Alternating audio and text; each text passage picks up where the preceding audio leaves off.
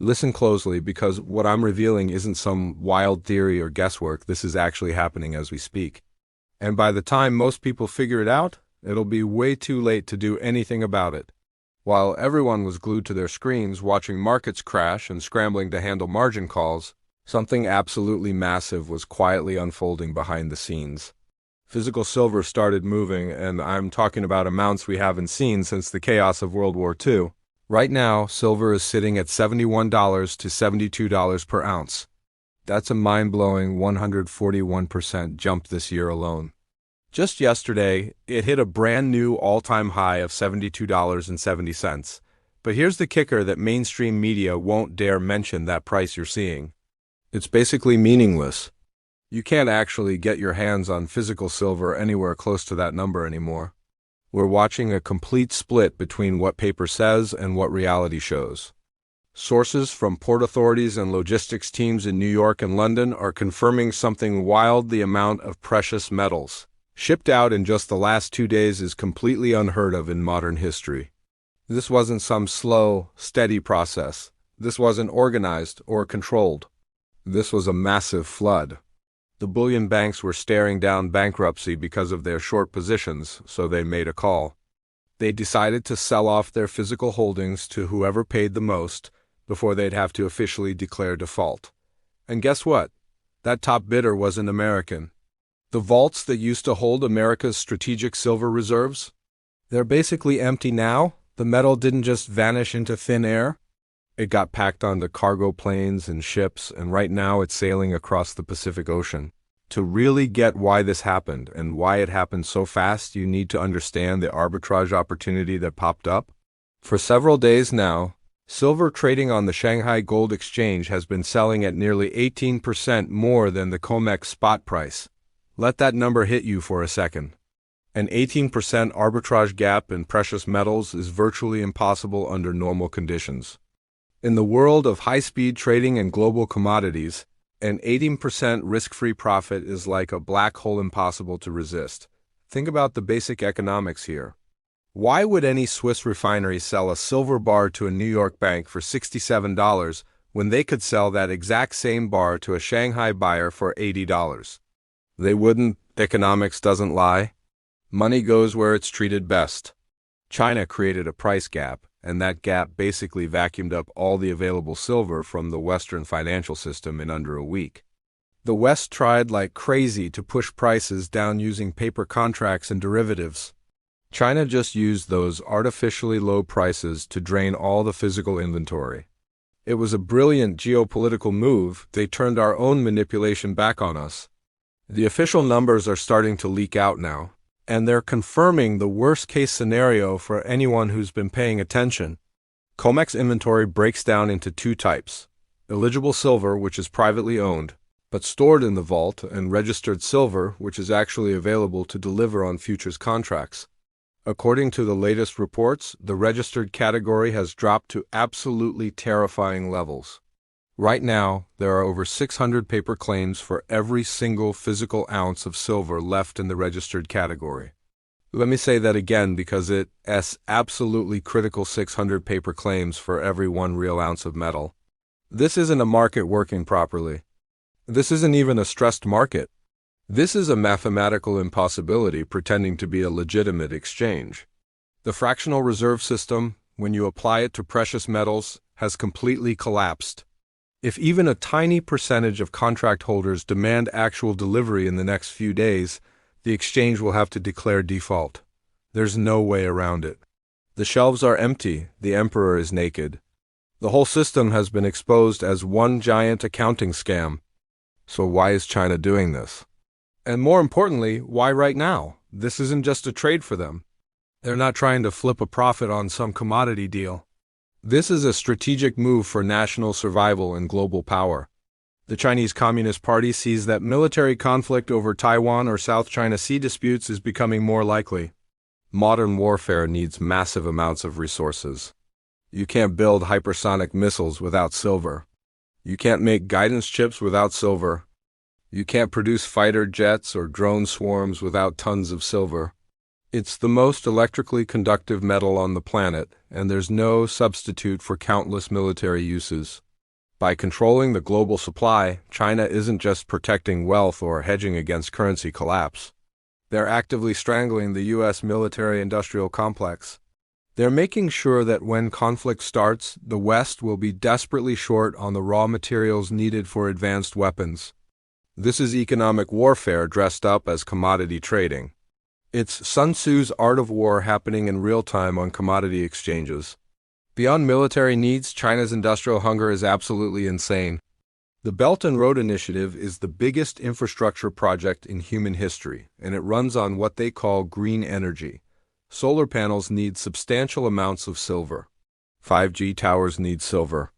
Electric vehicles consume silver in their electronics and charging infrastructure. China already dominates rare earth metal refining. Now they've seized control of the silver supply. They studied the data carefully. They saw global mining production dropping while demand is exploding across multiple industries. They realized something fundamental that Western leaders seem to grasp: whoever controls the physical metal controls 21st century infrastructure. They're not buying silver to sell it back later for profit. They're buying it to use it in their own industrial base. Once silver enters mainland China, it's gone from the global market forever. It gets turned into solar panels, electronics, and military equipment. It's gone. It's never coming back. For years, analysts have suspected the London Bullion Market Association has been lying about its stockpiles. They use unallocated accounts, which lets them lease the same physical silver bar to 10 different clients at once. It's a Ponzi scheme built on fractional reserves and accounting tricks. It works fine until someone actually demands physical delivery. Chinese buyers don't buy unallocated paper promises, though. They demand allocated, segregated, physically delivered metal. When China showed up with billions in cash demanding immediate physical delivery, the entire LBMA accounting structure collapsed like a house of cards. We're hearing persistent rumors of quiet defaults in London, where major clients are being offered huge cash bonuses to not take delivery of their metal. They're literally being paid to go away, but China refused the cash offers. They took the metal, and by doing that, they exposed the massive fraud at the heart of Western banking's precious metals operations. This silver drain is just a symptom of a much bigger economic disease. What we're really watching is the death of the US dollar as the world reserve currency. For 50 years, the whole world held dollars mainly to buy oil. The petrodollar system was the foundation of American financial dominance. But that system is crumbling right before our eyes. Saudi Arabia is now selling oil for Chinese yuan. The BRICS nations, representing nearly half the world's population, are actively building a new international currency backed by gold and other real commodities. China is systematically dumping its U.S. Treasury bonds, which are losing value from constant inflation and currency printing, and using that dying paper money to buy hard, real assets. They're trading our debt for our wealth. They're getting out of the dollar system before it totally collapses. And they're taking the real assets with them. When the dust settles from this historic transfer, the West will be stuck holding mountains of printed paper, while the East controls the physical resources that actually power the modern world. The impact of this physical drain will hit your daily life much sooner than most people think. The global solar industry depends entirely on cheap, abundant silver. The Green New Deal and net zero carbon targets adopted by Western governments are mathematically impossible without adequate silver supplies. With China now hoarding available supply and consuming it domestically, Western solar panel manufacturers are facing extinction. Factories in Germany and the United States will likely shut down for extended periods due to raw material shortages. Solar panel prices will skyrocket, making the green energy transition unaffordable for average people and even many governments. We've mandated a transition to technology we no longer have the ingredients to build. We've handed the keys to our energy future to our main geopolitical enemy. The irony is almost unbearable. The shortage is already hitting retail level at frightening speed. The U.S. Mint has been canceling dealer allocations. The Royal Canadian Mint is on extended backorder. Private refiners are reporting delivery delays of weeks or even months. This isn't a temporary supply chain hiccup. This is actual inventory depletion. Premiums on physical coins have completely separated from the spot price you see online. You might see silver quoted at $72 on your screen, But try actually buying an American silver eagle coin for less than $95 or $100. You can't. The metal isn't available at the paper price. The real price is being discovered on the streets, in coin shops, and in person-to-person deals, not on exchange screens. The physical market is screaming that the paper price is a complete lie. It's fiction maintained by derivatives and leverage. China is the biggest player here, but they're not the only one stockpiling metal. Russia, effectively cut off from Western finance by massive sanctions, has been quietly accumulating precious metals to sanction-proof their economy. When you can't use dollars or euros, you need something else to settle international trade. Gold and silver work perfectly for that. India, culturally the world's largest silver consumer, has seen imports absolutely explode in 2024 and 2025. Indian people treat silver as traditional savings and wealth protection. As the rupee weakens and inflation destroys purchasing power, hundreds of millions of Indians are converting savings into silver jewelry, utensils, and bars. This massive grassroots Indian demand, combined with China's state-sponsored industrial demand, has completely overwhelmed the West's paper supply system. The East understands the lasting value of real money and tangible assets. The West has forgotten these lessons, distracted by digital numbers on screens. We have to ask the tough question nobody in power wants to face: how did our leaders let this happen? How did financial regulators allow America's strategic silver stockpile to be sold to our primary geopolitical rival? The answer is a toxic mix of incompetence, short-term thinking, and corruption. The bullion banks were allowed to suppress precious metals prices for decades to hide the true inflation rate. They kept silver artificially cheap to make the dollar look stronger than it actually was.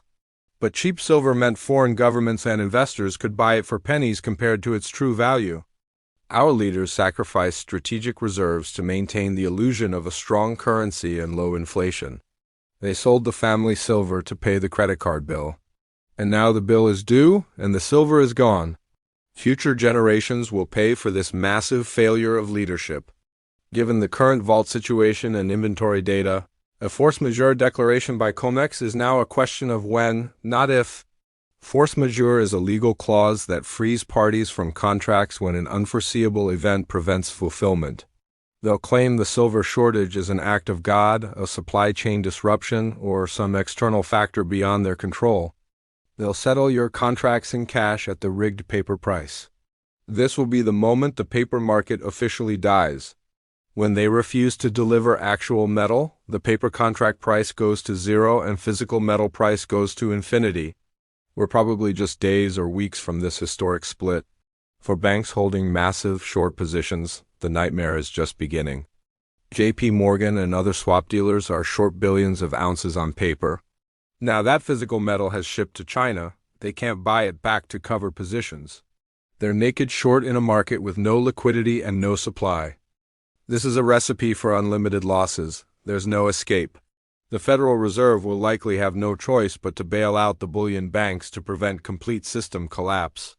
This bailout will inevitably require printing trillions of new dollars, which will only speed up currency debasement and drive hard asset prices even higher.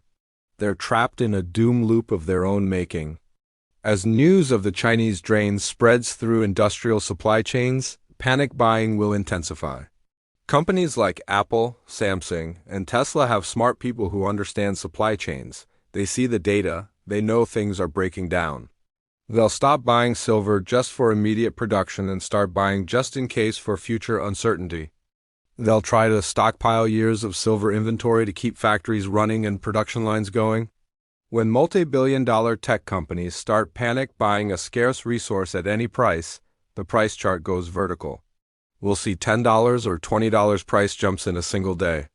Industrial users will bid prices up to whatever level necessary to secure supply and ensure survival. For 5 years, independent analysts have warned investors to get silver out of the banking system into physical possession. We've said repeatedly, if you don't physically hold it, you don't truly own it. Today, that warning isn't prediction or possibility. It's reality unfolding right now. If you have unallocated silver in a bank account or brokerage, it's probably already gone. It was likely leased to a bullion bank months or years ago, and that bank sold it to China. You own a claim on a bankrupt entity, nothing more. The window to convert digital currency into physical wealth has slammed shut.